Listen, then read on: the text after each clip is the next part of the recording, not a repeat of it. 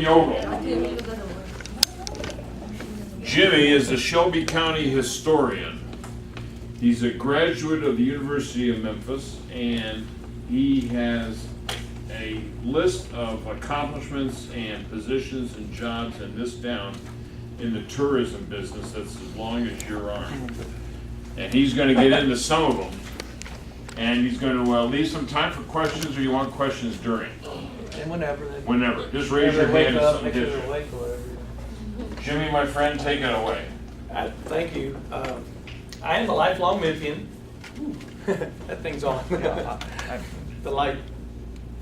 We can kill it. Yeah. We're killing it. Grew up just about a mile south of here, north of here. I went to PDS right over here. I can tell this story, can't I? Well, let's leave the dirty language out. Okay. And I talked too much as a kid. I was always getting in trouble for talking too much and not making good grades. And so the fifth grade basketball coach saw I was really good with names and numbers and figures and things with sports and stuff like that. My sister tells a story, if it wouldn't have been for the sports page of the commercial appeal, I wouldn't have learned how to read. Okay, because if it's straight to the sports page, you might have done this, look at the standings and the lineups and spelling people's names and percentages. And so that's how my mind has always worked. So being a bad student, always getting in trouble, I wanted to impress my parents. So I went and studied for the spelling bee and didn't tell them, and came home that I'd won the spelling bee. It was a big upset, by the way, too, at the school.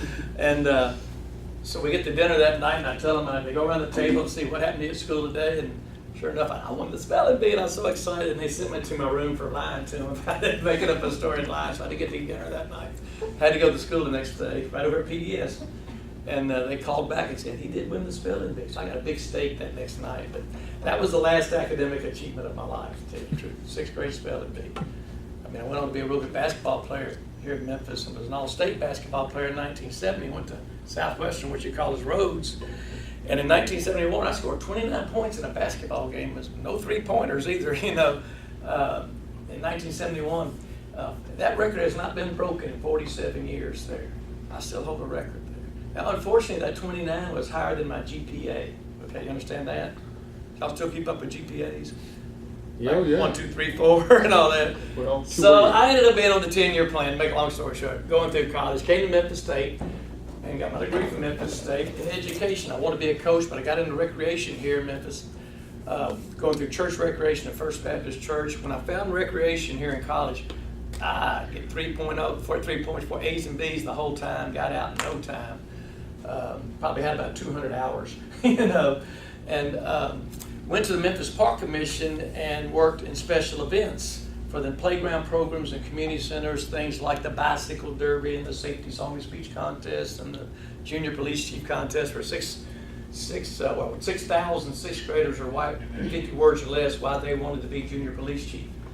And had to cull them down to like 12 for the police chief and captains to go over. Then I got promoted to administrative manager, then deputy director. So I was running the Liberty Bowl Stadium and the zoo and the Pink Palace and all these parks and sports leagues. And then they sent me to Mud Island in 1985 to be the general manager of Mud Island. I was there for 8 years, 85 to 93. Then Memphis Riverboats for 5 years, Beale Street for 3. They wanted to open the Memphis Rock and Soul Museum here at the Smithsonian. So they asked me to be the opening director there in 2000, which was an honor. And then marketing company, Beale Street Landing is dock master, then a year and a half as duck master at the Peabody Hotel. In fact, I'm going to be the on-call duck master now. I'm there Monday and Tuesday if you want to come down and hope them ducks will march right on in, But that's an interesting job. So I've been 40 years in parks and recreation and tourism. That's what I went to college to do, so I feel pretty good about that.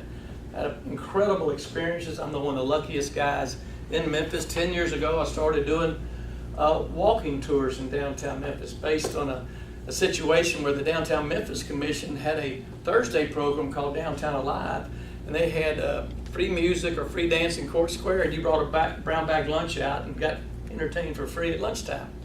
Now they have all these like 16 food trucks in there now, Now I said, look, you don't have a lecture or tour component to this thing. I'll be glad to come out. My knowledge of living downtown and working downtown and all these museums, I'd be glad to come out for free and just stand over here in the park and talk about the Mississippi River next week for 30 or 45 minutes. I bet you get 30 or 40 people. You don't have to pay me, just got to promote me.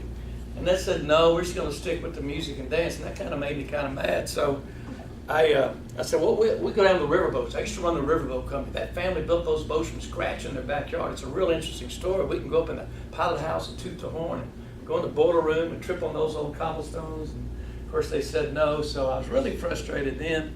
I said, how about a manhole cover tour? I went, what? I said, yeah, manhole cover tour. I lived downtown for 20 years. I've been walking around throwing the ball against the wall when downtown was empty at nighttime.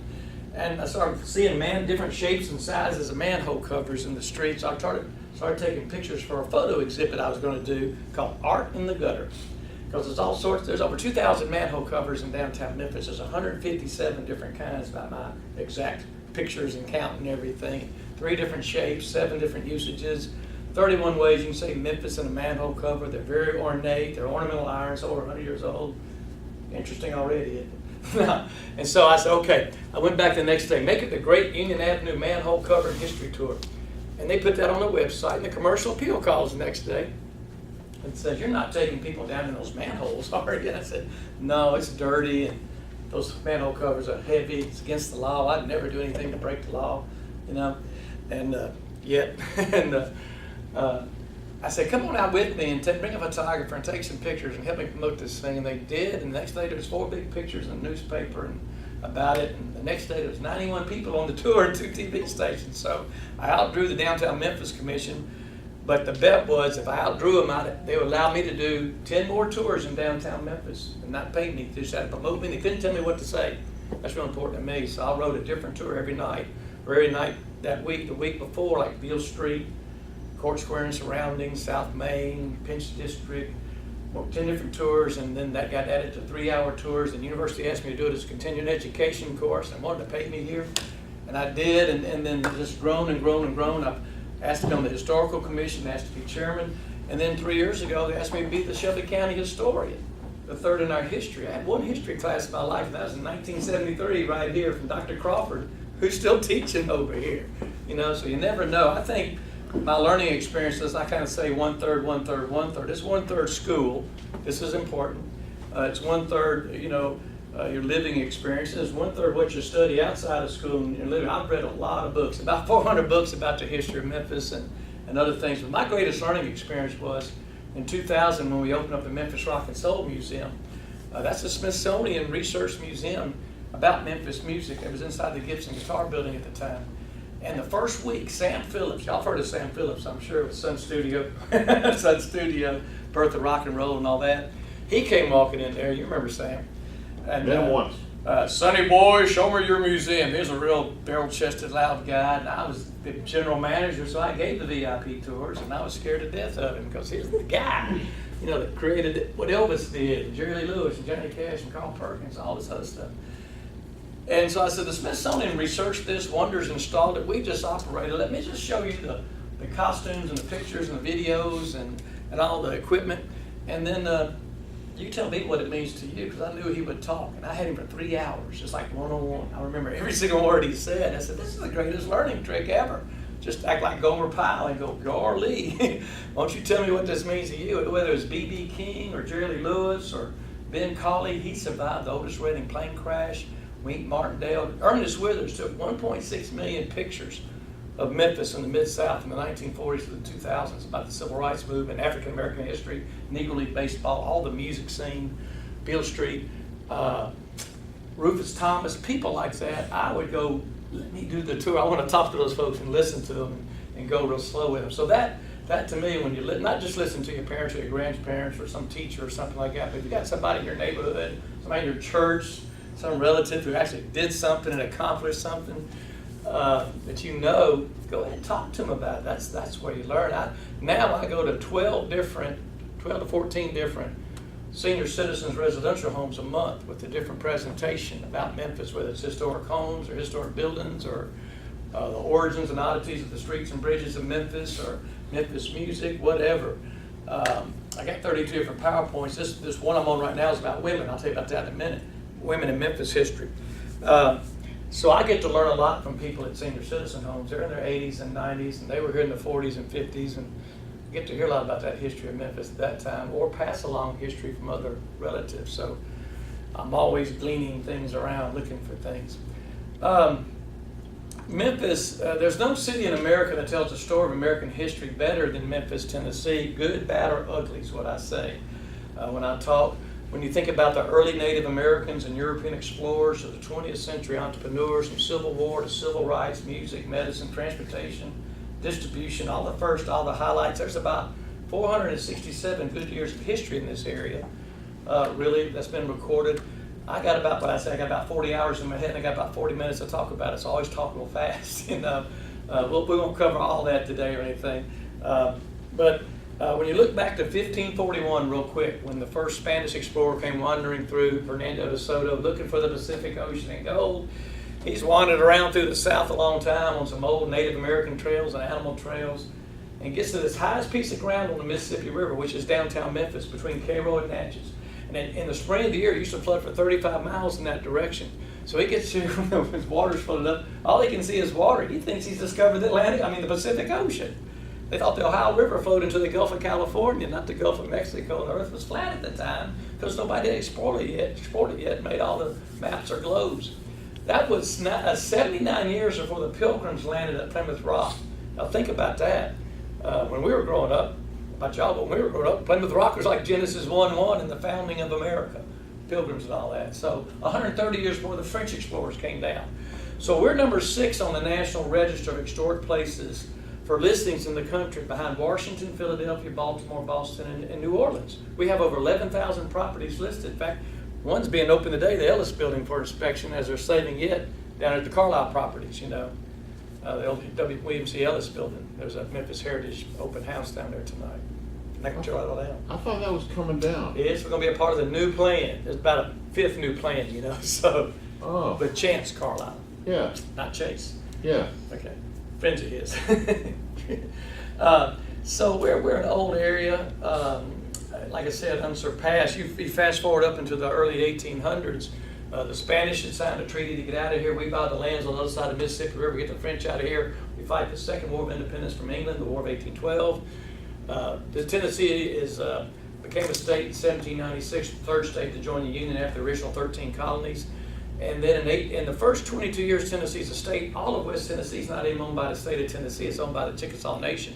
So we negotiated that. Andrew Jackson and Isaac Shelby, who our county's named for.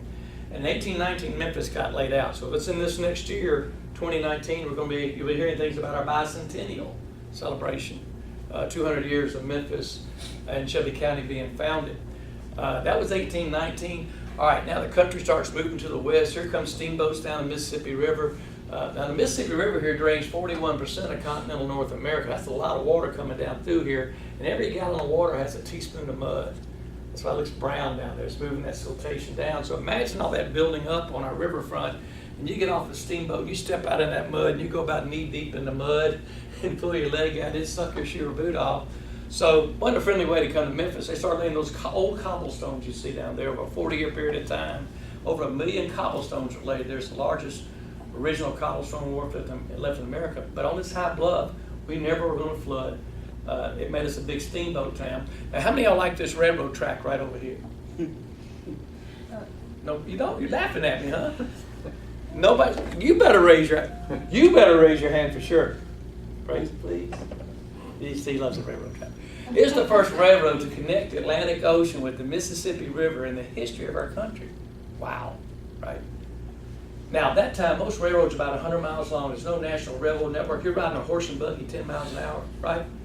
Now you get on a train going about 60 miles an hour.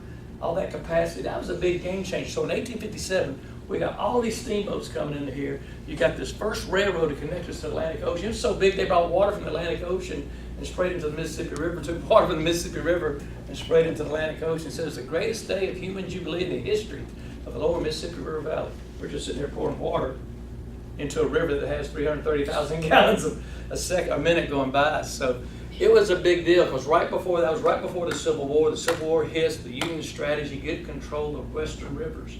If you control the rivers, you control the troop and supply movement. So obviously Memphis was an important town there.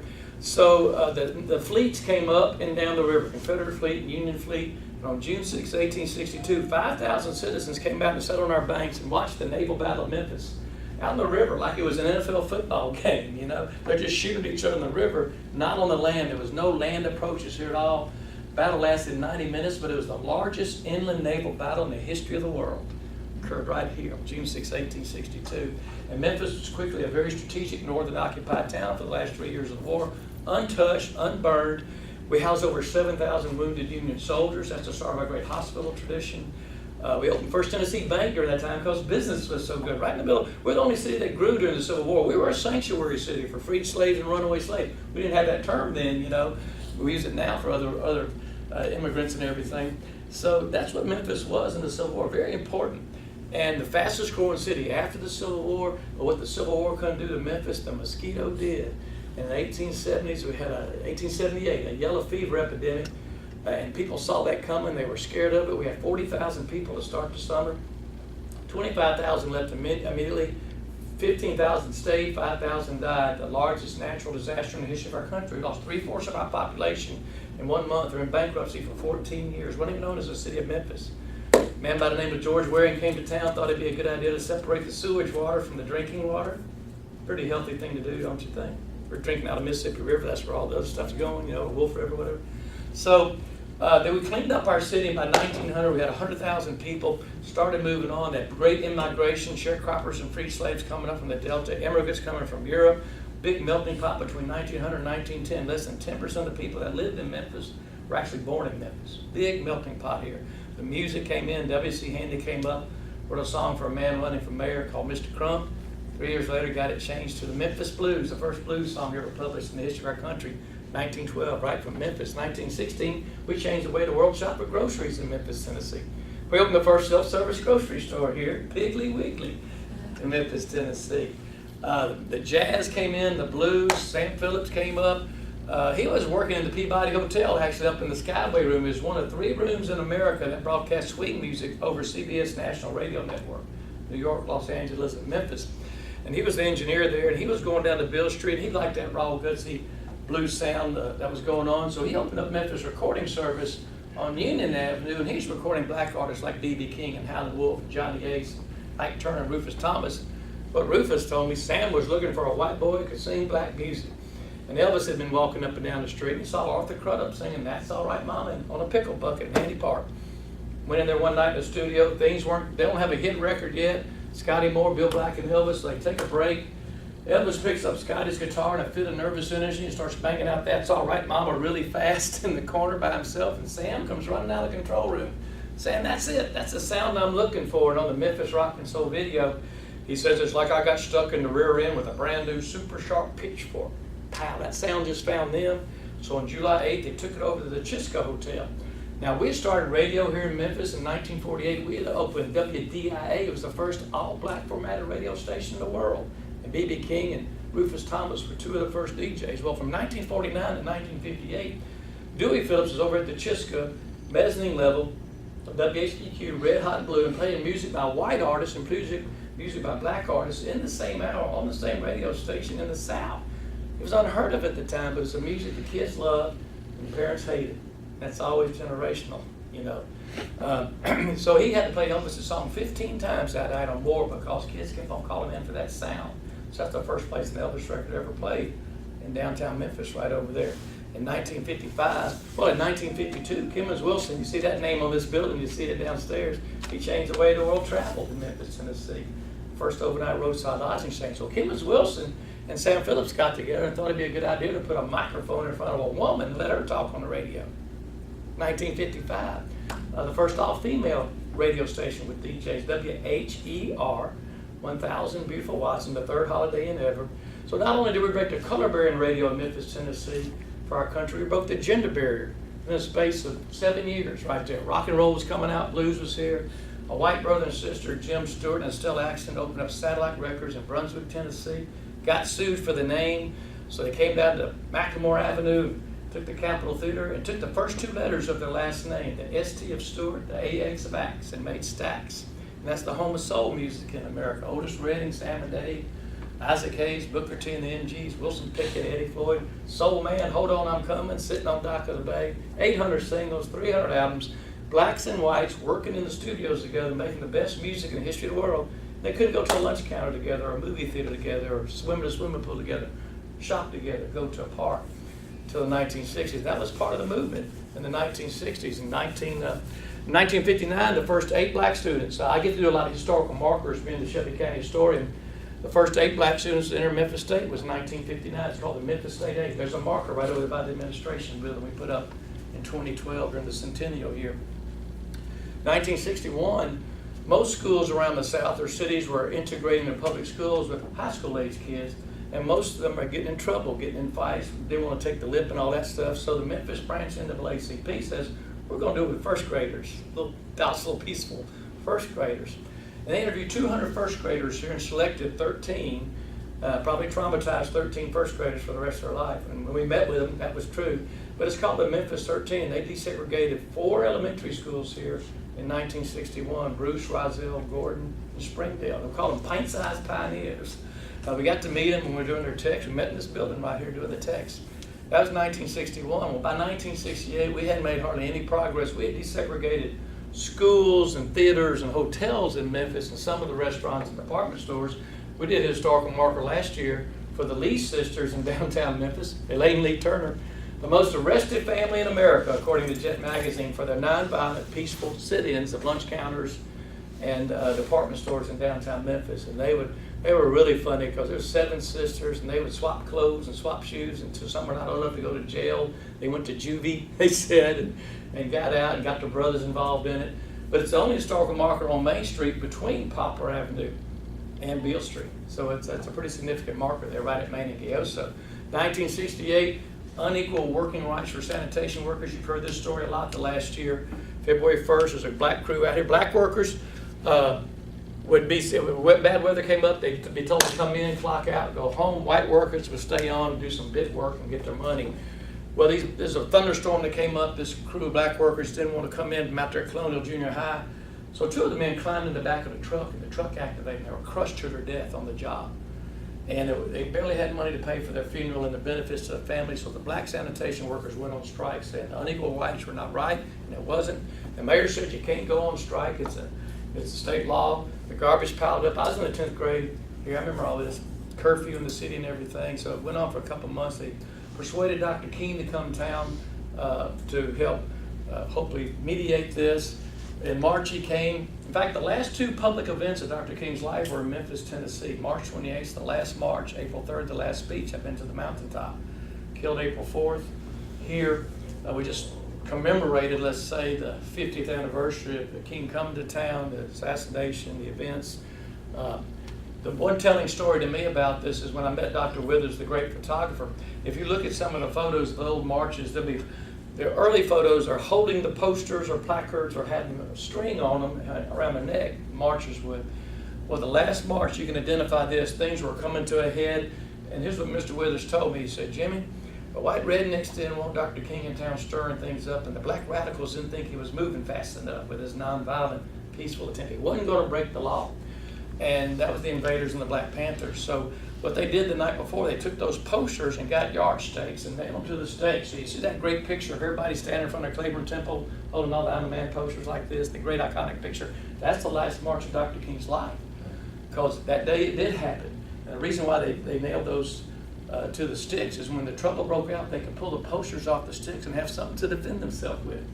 The trouble broke out. That's the story behind the story. The picture, the man who took the picture, who actually helped nail those posters on there. Incredible story. The march did get broken up. He did go to Mason Temple a week later to get the I'm a Man speech. I mean, I was not a man. I've been to the mountaintop speech, the last speech of his life.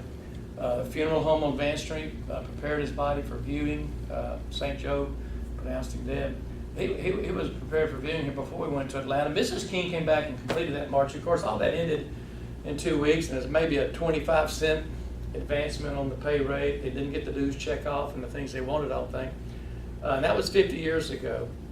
And our city started desegregating, started going out to the suburbs, shopping centers, shopping malls, expressways, 2-car families, a lot of white flight. Whitehaven went to South Haven.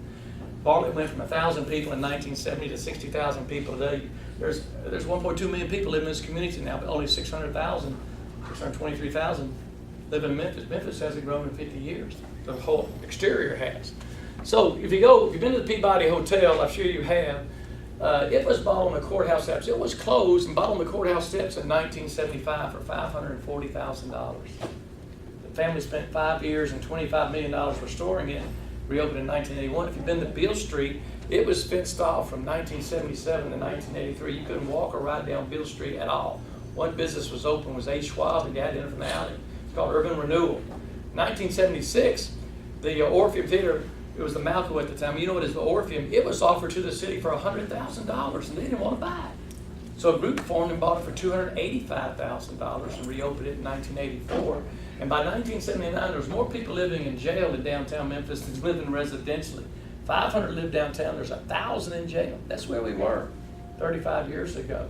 1982, the Lorraine Motel gets bought for $144,000 on the courthouse steps. So less than $1 million.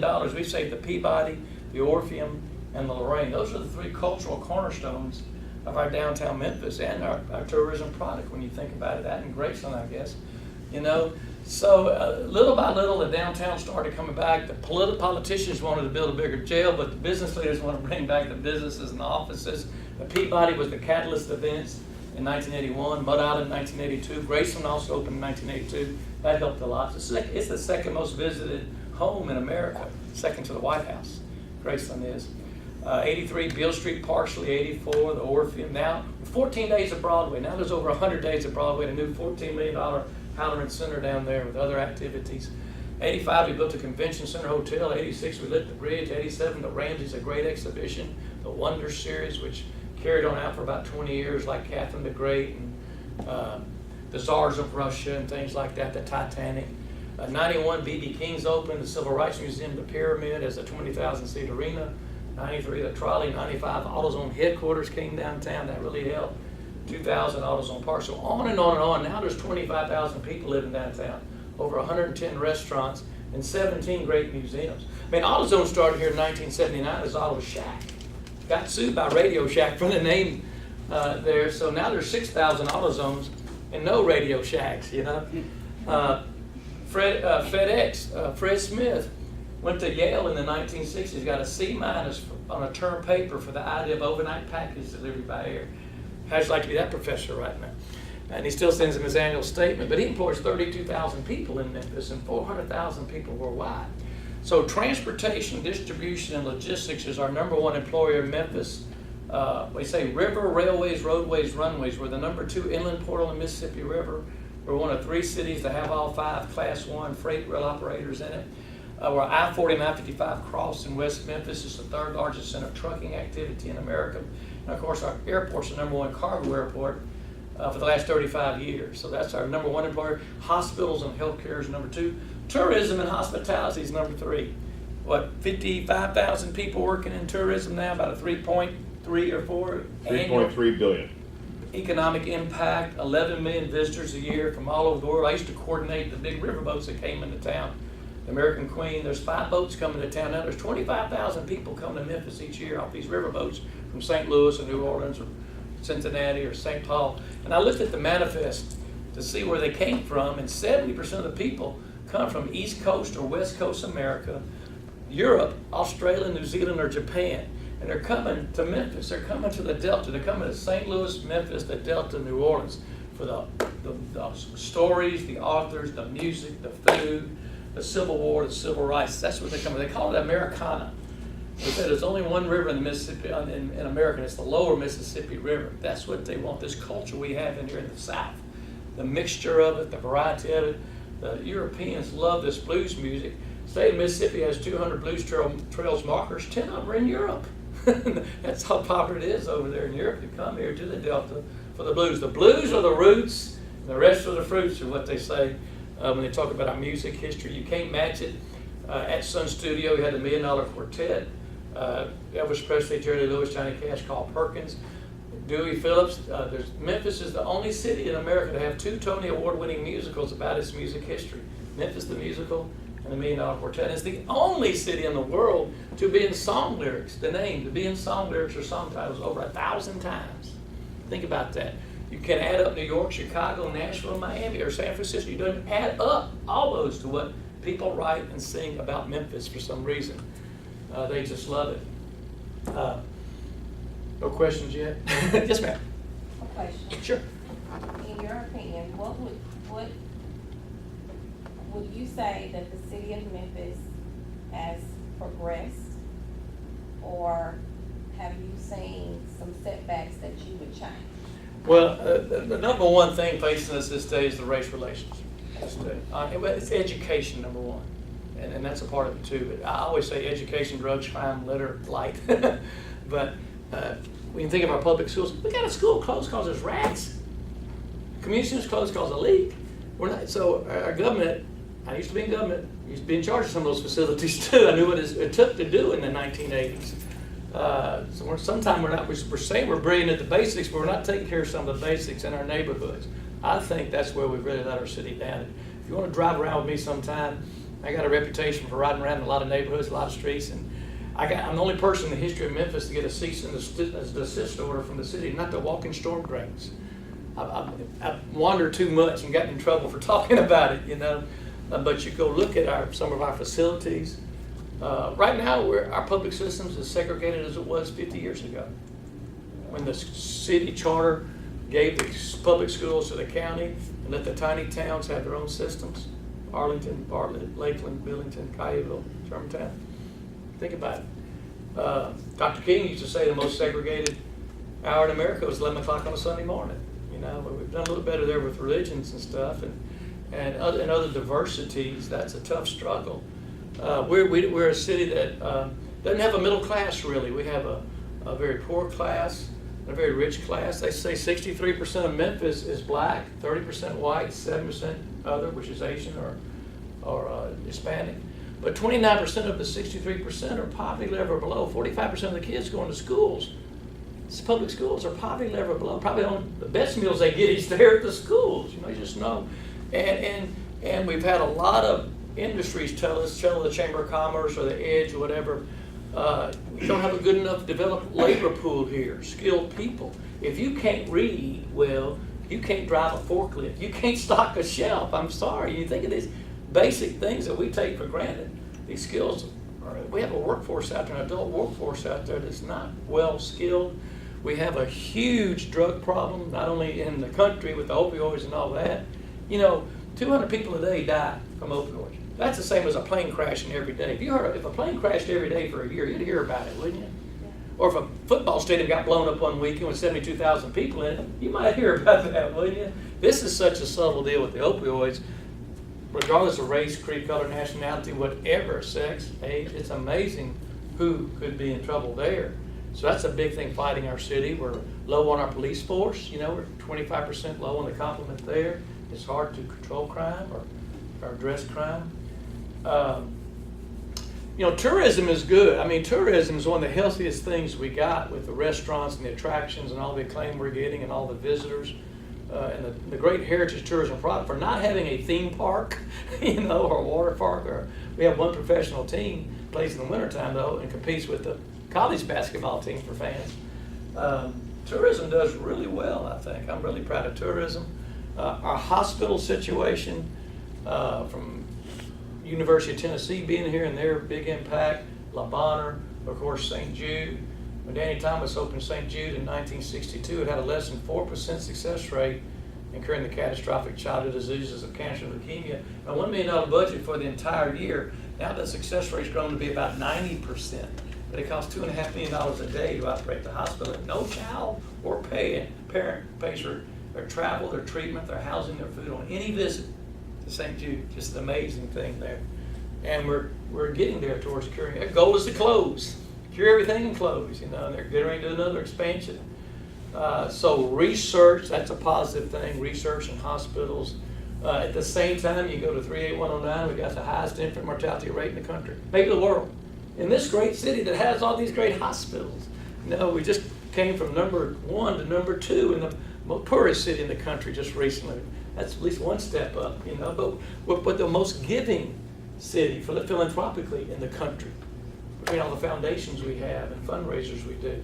So we have a lot of odd extremes here that are not just race but class, but daily things in life, I guess you would say. Terrible drivers. Terrible drivers. Terrible jaywalkers out here. How come all you guys walk across that street doing this with the phone all the time? I'm going to hit somebody in a minute. You know? I know. But there's a lot of good things going on for the city. We go through, I'm not a politician. I'm not an activist. I'll never get into that.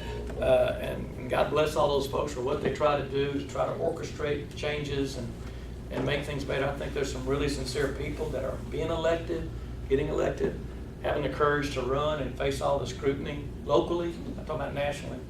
Locally, yeah, you got to vote. I work in the polls every year as a precinct judge by choice. That's my civic. I get $140 doing that for a day. But the system works locally here. Citizens working for citizens. There's no shenanigans, no Russians, no nothing like that. And I like to see that work and be a part of that. But voting is the most important thing you can do. Your one vote does matter. So everybody, and look, and only 40% of the people are voting. And then the other people, everybody's complaining after that because we can't get people out to the polls to vote. Shelby County Democrats did a real good job this past August getting people to vote. They turned an election by getting out to vote. And you look at the numbers and everything. So voting's a big thing there. What else? Oh, yes, sir. I just have a general question. What can you tell me? I'll try to give you a short answer. What can you tell me about the history and future of 100 North Main? Well, that's still being studied right now. I was trying to get a historical marker replaced on the property. They told me I couldn't because the property line is going to be developed. Okay, I'll hold off that. There's a marker for Plow Chemical Company that had been hit by a car and I got it cleaned up. But wait now, they got a fence going around the property. Then the city entered into an agreement with Lowe's and Townhome, I think Townhome Management, to take that building and convert it. It's been draining it down of office space for a long time. It's been empty about 3 or 4 years now. Been passed around basically like a monopoly token in somebody's asset sheet up in New York. This is just a number, a building on a piece of paper. And but locally it's horrible. It's an empty building right there, a big block. And then they started looking around and they entered this agreement with Lowe's and Townhome to redevelop that into a 600-room hotel to support the convention center a block away, which is sorely needed. You don't need 6 100-room hotels. You need one 600-room hotel, so to speak, for conventions to go with the Sheraton. That's a 600-room hotel down there. And then they came up with this plan in Civic Center Plaza, right across from City Hall, to build a new building right there, too. So all they're going to do that, and that takes the attention off of doing that building. Certainly, if you're going to build a new building, you're going to put all your efforts into the new building. I don't know if they need 1,000 rooms, but so that's kind of happened in the last couple of months. So that's a stay tuned type of thing, I think. I remember when 100 North Main building opened in 1965. I was 12 years old. Now you know how old I am. You can subtract that. And I put my swimming suit on right here in East Memphis and ride a bus downtown and go up to the next to the top floor. They had an Olympic-sized swimming pool up there you could swim. And on the top of that round building is a restaurant that went around. It revolved 1 hour. It went all the way around like this. And you go to the top of the 100 Club to eat lunch. That was kind of cool to do that, you know. And that was in the 60s when they're trying to grab people and keep them downtown because of the suburban movement with expressways and interstates. And the shopping malls came in. I think Southland Mall came in 68, Raleigh 71, Mall of Memphis 81, Hickory Hill 81. All those are closed now, you know. Of course, almost closed. It's like in the 90s. Now, Wolf Chase is really the only mall there is, but we really went to the suburbs in the 60s and 70s, and for cars, automobiles, that changed the landscape a lot too. Women, I was going to talk about women for a second. In 1848, some women thought they ought to have a right to vote in this country. They didn't have the right to vote. And they worked on it for a long time. Actually, it took 72 years to get the right to vote. When you think about that, it's a lot of gridlock in Washington, isn't it? So this women's suffrage movement grew and grew and grew through the Civil War, through Yellow Fever, through World War I. And so it came down to Congress passed it in 1919, but to pass an amendment to the Constitution, you got to have a ratification of the states. 3/4 majority. There was 48 states at the time. 3 states did not even consider the vote. Nope. 9 states voted no. 35 states had voted yes, so it left 1 more state to vote, which was the state of Tennessee. And it passed by 1 vote in August of 1919. Some mother called up her son and said, "You better vote yes tomorrow." And it passed by 1 vote. It's called The Perfect 36. It's the name of a book by Carol Yellen and Jan Ann Sherman, Paula Casey. And 2006, Knoxville did a suffrage memorial. 2016, Nashville did. Memphis is doing one next year downtown about our suffrage movement. That kind of lit a fire to me to go. As we hadn't done enough for African American history in Memphis, yeah, the Civil Rights Museum is an incredible story. That's about a singular type of an event or a movement that affected the world, the whole world, not just. And Memphis goes from slavery to sanitation strike and skips like 100 years of great African American history from business leaders, educators, preachers, musicians, Robert Church, Ida B. Wells, Joseph Walker, Blair Hunt, Hollis Price, all these names, Lucy Campbell. It's just amazing what we had done. And we're doing a heritage trail right now downtown that's helping pick that up. There's a lot more awareness to it now than ever before. Well, women are the same way. We've done nothing about women. So I went around the city the last 3 months in my explorations, and I looked for every place that had a woman's name on it. Like Maxine Smith's Steam Academy down here, or Cornelia Crenshaw Library, or Margaret Pope, the Memphis Belle statue in Overton Park, or Elmer Roane Fieldhouse right over here, Rawls Hall, Reminders Hall, or Nellie Smith Hall. If you look at an aerial view of the campus here, Reminders Hall is, you know where Reminders is, right by the administration building. It's in the shape of her initials, Elizabeth Minders. If you look at it, it's an E and an M. But there's over 166 names I found in parks and plazas, brass notes on Beale Street, stars at the Orpheum, just all around schools and parks. And the Memphis area Women's Council, in fact, next Thursday or Friday, they're doing the walk a mile in her shoes. They started the Ramsey statue here. You're going to come out and wear some high heels, aren't you? They have some they're going to bring that you can wear too. Well, I got to dust Pay them off $10 in the closet. Okay, well, once a year, right? You're going to walk down Highland to, walk down Central to Highland to Poplar to Loach, walk a mile in her shoes to raise money for awareness for the causes of the Memphis Area Women's Council, they've helped get corporal punishment out of the school. They got involved in domestic violence. They've helped on that caseload of the backlog of rape kits in downtown. There's all sorts of things for women's causes. Jeffrey Club. For 35 years now, they have a Women of Achievement Awards, 7 different categories like innovation and heroism and heritage and steadfastness. They've nominated people, and they've made volumes of these books. Over 200 people have been recognized. So we're making a whole alpha list of all these things, doing a trail, doing an app, and it'll start out here at the campus and go around town. For 2019 and 2020, it'll be the suffrage memorial. So if you think of a place or see a place that's got a woman name on it, call him. He'll call me. But be looking for that, because you'll be surprised how many names and places. Of the 76 people I've served on our city council, 22 of them have been women. I went down and took pictures of all those portraits in there, like Minerva Jonikin and stuff like that. A lot of these are groundbreaking women. I just met a lady the other day, Kirby Pines, who was the first woman to ever jump out of an airplane for the U.S. Army. She was a pioneer at that, a paratrooper in 1977 in Fort Benning. Who'd have thought that, you know? It's just a neat thing to get involved in. The nuns during the yellow fever epidemic that were martyrs. There was a woman downtown that ran a house of commercial affection. You know what that is? You know what that is, a brothel. But she, when the yellow fever came, she emptied it out and took in yellow fever patients and brought her workers back. And her name is Annie Cook. She died being a madam, but she was serving yellow fever patients. She's buried at Elmwood and honored as Elmwood, you know, there.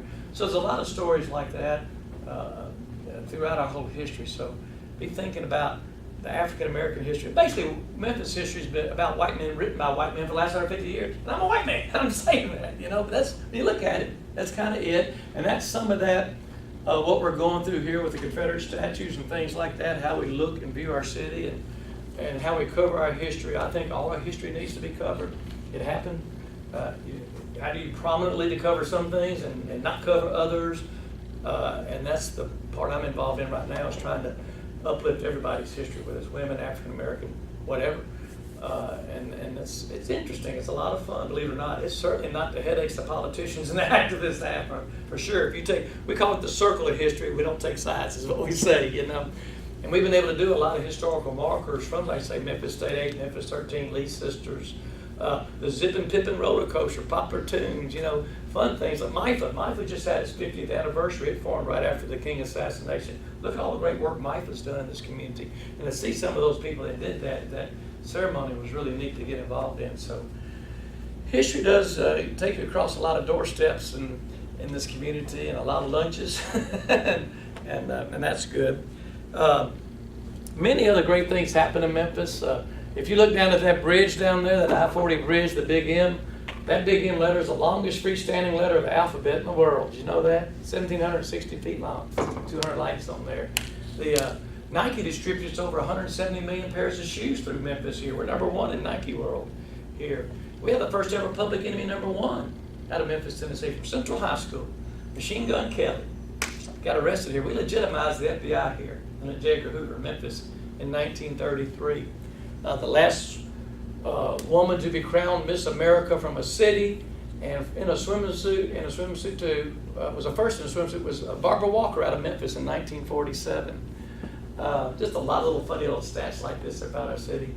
You ever seen the lion roaring in the MGM movie logo? Guess where he's from? Our zoo. Huh? Is it our zoo?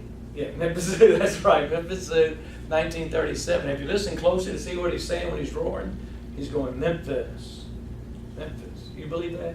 Yes. No, that's not true. That's the only lie.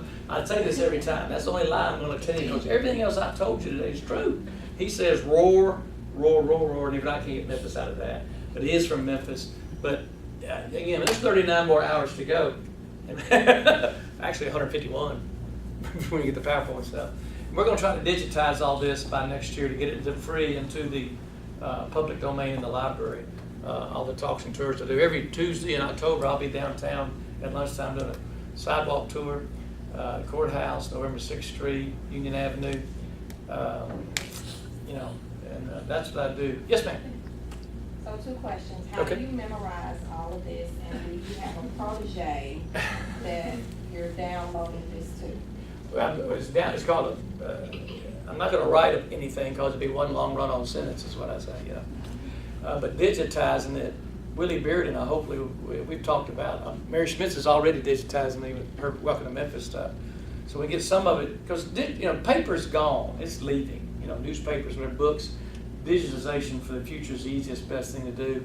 And I think if I take my 150 hours, we'll digitize it with the PowerPoint programs and put them in the library for free, you see. And that freezes Memphis in 2019 or 2020, just like somebody in 1890 took pictures of Front Street and the riverfront and houses, and somebody did it in 1930. And that's what we have now for archives. So why not do it that way? And that's my gift to the city as a Shelby County historian. Now, how do I know it? I guarantee you, every single one in this room has the same capacity as I do, or more. And all I'm doing, when you think about it, I don't turn the TV on anymore. I don't do Facebook or any other stuff. I try to keep my head clear, just like your computer or your phone. It gets loaded up to a bunch. You got to delete stuff to get it out. You know what I mean? Your voice box is full. You got to take it out. So I try to keep things out of my head and not look at any junk. I used to do score clock for the Grizzlies and the Tigers. The NBA used to fly me around the country as a scorekeeper in playoffs. I gave all that stuff up because I just didn't want to be involved. I'm not a spectator. And if we get in the car, if we all got in the car here and put in a CD that you like, that you brought, you know every single word to every single song on that CD. You know for sure, Casey and the Sunshine Band for sure, but you go back to the, no kid, Casey and the Sunshine Band. Am I ratting you out here? Am I outing you on that? But all those oldies but goodies, you're singing right along. I'm just singing songs and song lyrics, but it's Memphis history rather than the words of the songs. I know a lot of songs too. I'm pretty good on naming that tune and singing those words. You have that capacity to put anything in your head and memorize it, and you repeat, repeat, repeat. It's burned in there. Half the time I don't know what I'm saying. It's just coming out. I've had to be in places like Elmwood Cemetery where I've intentionally gone and memorized scripts to see if I could do it for the Costume Twilight Tour. That's a learning technique. But, just keep the other stuff out and don't let it interfere and disrupt and confuse you. To me, you can turn the radio on and sing the songs. That's okay. Because that's a good learning system. But just repeat, repeat. We say about the ducks at the Peabody Hotel, think like a duck. Routine, repeat. Routine, repeat. They're only there for 3 months at a time. They learn in 3 30-minute sessions what to do. And they repeat and do the same thing every day. Almost every day. Sometimes they go rogue. But it's just a routine, repeat. That's the best learning thing. Again, I'm getting pretty boring because I don't do a lot of the stuff I used to do, I get to talk a lot, listen a lot. That's a good question. That's my secret. You don't watch the news? Never. Oh, just, why? I mean, golly, murder, fire. Man, I say, the tourists that come to town, I'm lucky, I'm dealing with tourists now. A lot of us in tourism, they come to town, they come in like Santa Claus, they come down to Chitney, they come to the Peabody, they come to Graceland, they go to Sun Studio, to Civil Rights Museum, they go to Beale Street one night, they don't get their purse snatched, they're out here in 3 days. They think they've been to Disneyland. They've had an incredible experience here with our great attractions, But us that have to live in it every day, sometimes when you hang on that news every day in the 10 o'clock news or the morning newspaper or whatever, it's depressing, it's tough, But fortunately, it seems like our tourists are somewhat insulated from that, and that industry is. You don't see a lot of crime around the attractions. I mean, the late night stuff, nothing good happens after midnight. When you've been drinking 8 hours and everybody else has been drinking 8 hours, about 2 or 3 o'clock in the morning, something's going to happen on Beale Street. I ran Beale Street in my life twice, on Andy Park in '83. In fact, in November, guess who's getting a brass note on Beale Street? You gonna get one? November? Yeah, in November. They called me, I'll get a brass note on Beale You Street. got a date yet? No, I think November 2nd. But I'm honored for that. I mean, I was down there in the '80s when it first reopened, running Andy Park. In '90s, when we, with Elkington and all that. And then I've done a lot of stories and stuff, and a lot of popular things for downtown. So I'm honored to get a note on Beale Street, I'm gonna be right next to the Blues Brothers, right at Handy Park. Right next to Al James and the Blues Brothers. 2002, I emceed the Blues Brothers ceremony. Know Dan Aykroyd pretty good. That honors me right there, so that's the best I can do. I'm a lifelong Memphian, talk a lot, have a lot of fun, and listen a lot. If you're going into tourism or hospitality, I say get in there as early as possible. Get in front of somebody. I was working on the stat crew at Memphis State, and had to be the superintendent of recreation working on it too. And he was impressed with me doing statistics for basketball and football games. And why don't you come down here and work for us in the summertime? So I got in front of him, and I busted my butt, and I worked, and I earned a reputation that way. I made some mistakes along the way. I had a lot of jobs, and a lot of them, some of them weren't easy. But I'm a better person for it, and I think we do real good here in tourism and hospitality. So you're going into a good field, I think, don't you? If that's what you're going into out of the class, is this a speaker's class, not a Well, I tourism spent class? 35 years at it. I'm 40. I spoke at Memphis Metro Attractions in August. Were you there at the Yeah. Children's Museum? Yep. And how many have been in it 5 years? And everybody raise their hand, 10 years. A few hands go down, 20, 30. And you think about, go back to 1960. I got a 1963 phone book. Our tourism product was the Memphis Zoo, the Pink Palace, Brooks, the Garden Center, Chucalissa, Victorian Village, and the riverboats. And that's it. There's about 45 attractions now. Some of them world class. And one of a kind too. You can't duplicate Stax or Sun or the Civil Rights Museum or Craig. You can't duplicate those anywhere. Or the Belts Museum of Asian and Judaic Art, a private collection. Unbelievable. The only local riverboat ride on the Mississippi River of 1,300 miles is in Memphis, between St. Louis and New Orleans. Think about that. So there's a lot of special things here. Of course, we got the best barbecue ever. Everybody, what's your favorite barbecue? I usually say Tops because it's right next to my house. It's the closest, There's 100 different ways to do barbecue here, and they're all good, So it's a cool deal. I thank y'all for coming. Any more questions? I'll stick around. Anything else with Jimmy at all? My attendance sheet is working its way around. Jimmy, we thank you.